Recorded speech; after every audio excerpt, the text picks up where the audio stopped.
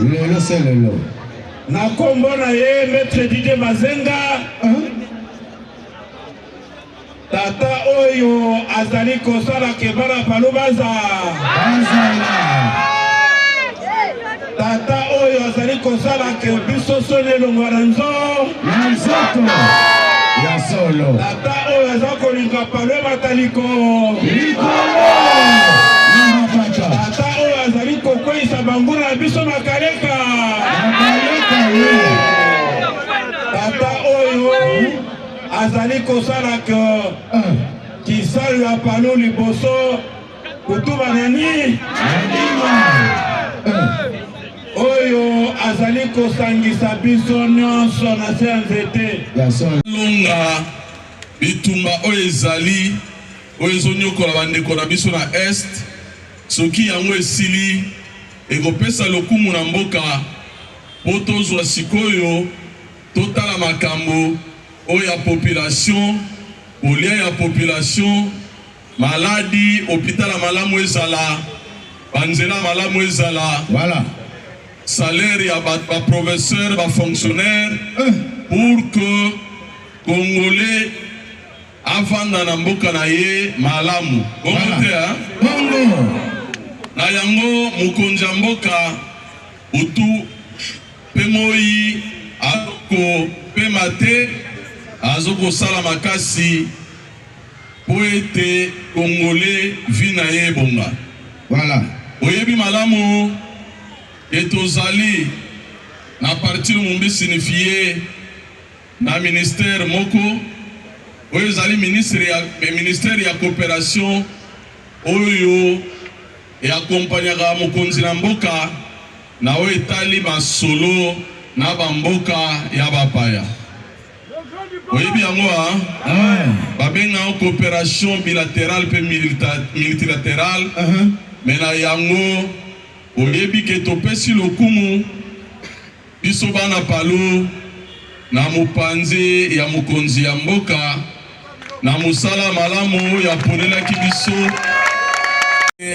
maponameko ya élection kozala boni na chaque circonscription ya République démocratique du Congo. Pouvoir au peuple.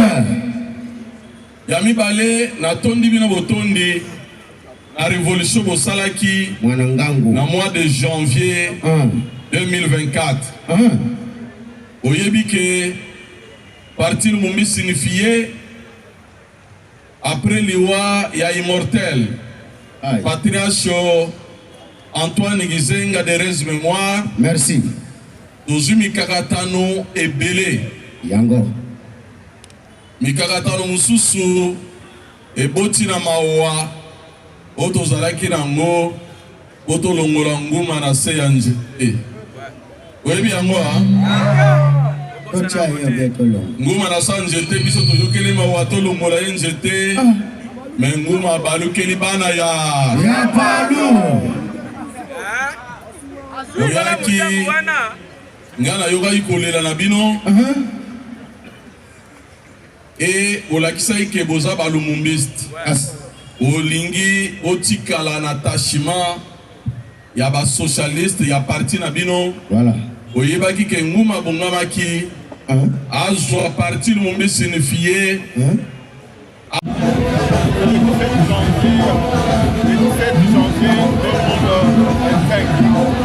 Donc, 7 janvier 1961, à ce jour, 64 ans, en train de commémorer le 64e anniversaire de la mort de notre icône Patrice Emery Lumumba, une personnalité symbolique dans ce pays qui s'est battu et qui a sacrifié sa vie pour l'indépendance du pays, la souveraineté et la liberté du peuple congolais.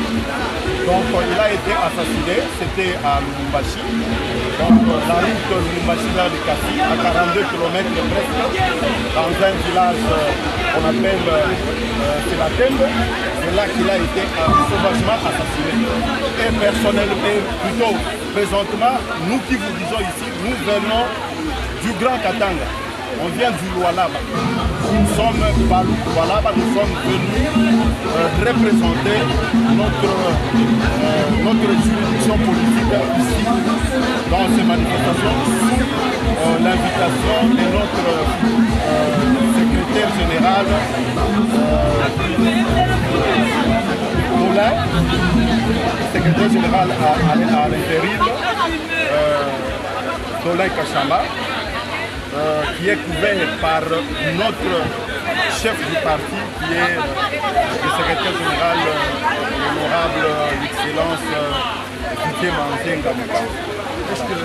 L'idéologie politique, la première idéologie politique que nous tous, nous sommes en train de retenir, c'est le socialisme démocratique.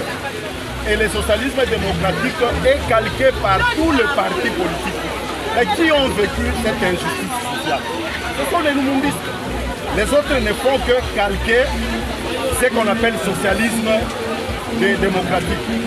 Et aujourd'hui, quand vous posez la question à tout Congolais, même un enfant de 5 ans, vous lui posez qui est Patrice Emery Lumumba, il va vous dire que c'est lui le père fondateur de notre République, notre État, notre indépendance.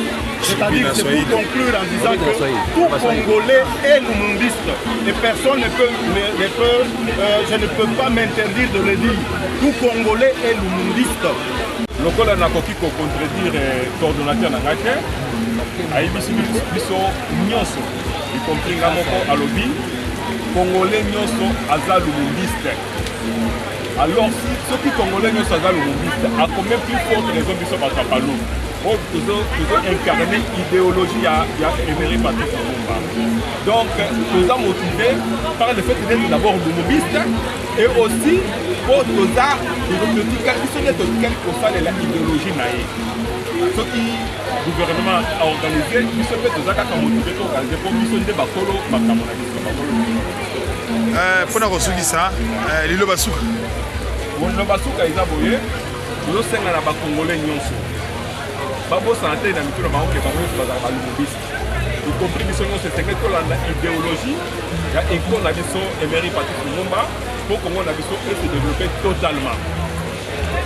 Merci. Honorer dans la mémoire ya oyo tobengi héros national oyo asalaki Congo ebengama Congo lelo eza mokolo monene ya célébration yango nalobi sentiment na biso nano minute oyo impression biso tokomanifeste mpona moment oyo eza nano très grande eza joie monene mais biso tobengi yango bénédiction parce que mbula eza toujours mapamboli mbula eza toujours signe ya bénédiction bisika nyonso tozotambola soki bomoni mbula ebeti ya makasi boye c'est-à-dire forte bénédiction ezali Palu nakobenga yango lelo eza rénové Palu rénové eloko esalema nanu te elingi esalema alors mokili esepeli te nzambe nde akitisi mapamboli po alobaki ye nde aza nzenga mambo donc mpona nga vraiment nakolobaki journal lelo ezali extraordinaire tozokommémore mémoire ya oyo tobengi héros national Patrice Emery Lumumba mokolo lelo kuleve lupa mbula ebetebeta te en tout cas biso toza awa ti tozela kaka oyo tobengi le secrétaire général ya parti oyo tobengi na Congo ya Didier Mazenga Mokanzu aya kopesa biso meeting même se na mbula biso bato ya Palu tovivaka toujours na kondima toza na foi mutu akoloba akolungwa aza te parce que toba le peuple est toujours vaincra omoni lisolo oyo ya Lumumba biso toyebaki yango ntango tozalaki bana mike nga nabotami na kuti yango parce que nga nabotami na epoka ya indépendance te tokuti bapapa na biso baza na kati ya parti oyo biso toye korejoindre parti oyo ya baparent na biso na ya bakoko na biso bazalaki histoire ya Lumumba eza vrai histoire ya Lumumba yango nde esimbi mboka na biso histoire ya Lumumba yango esali Congo ezala oyo biso tozali lelo siko nga nazomobilize mpona bapeuple mpona bajeune surtout boya kozwa vision bodemere na vision oyo Lumumba azalaki na yango toza na besoin boya borejoindre biso toza na biso déjà tokomi na ba 50 et quelques mais bino boza non en dessous boya kosadere kosaccrocher na vision pour que bomema Congo na biso na kati ya vérité na kati ya bosolo bomupaya koya komaltraite biso te soki biso mo toza debout peuple congolais yo jeune soko oza debout moto mboka na biso ekozala jamais balkanisé. Histoire ya solo ezali yango Lumumba nde amelelaki biso. Oyo nyonso bato azopesa sur le reste des politiciens, ce sont des fiascos de mafieux. Baya boya koyoka vraie vérité na monoko ya Lumumba pendant l'époque indépendance ti mokola lelo. Yango biso toyeboya venez auprès des jeunes, vous ne serez jamais déçus. Bozala te na nsima ki banditisme, na nsima ki kuluna, me boya koyoka la vérité pour que toi-même mboka na biso na vérité. Nous sommes dans un parti bien défini. Le parti s'appelle Parti Lumumbiste Unifié. Et ce n'est pas nous. Donc nous sommes de Lumumbiste. Si l'État congolais n'a pas organisé des manifestations, qu'on puisse faire ça de manière amicale, voilà. Et là, nous sommes dit non, c'est notre parti, c'est notre secrétaire, c'est notre président. Parce que c'est lui le président de ce parti politique. Tous les restes, en commençant par le patriarche qui n'était qu'un secrétaire général. La section de tout ce qui vient après sont les secrétaires généraux. Et c'est lui le président de ce parti politique. Comment laisser cette journée passer comme ça dans le silence? Non. On a dit on doit faire un meeting et prendre une position par rapport à la question de l'heure que tout le monde connaît.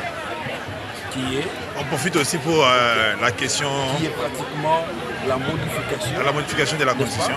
Ou changement. Bon, le terme changement n'est pas constitutionnel. Ce qui est constitutionnel, c'est la révision. Okay? C'est par rapport à ça, nous pouvons nous dire changement ou révision.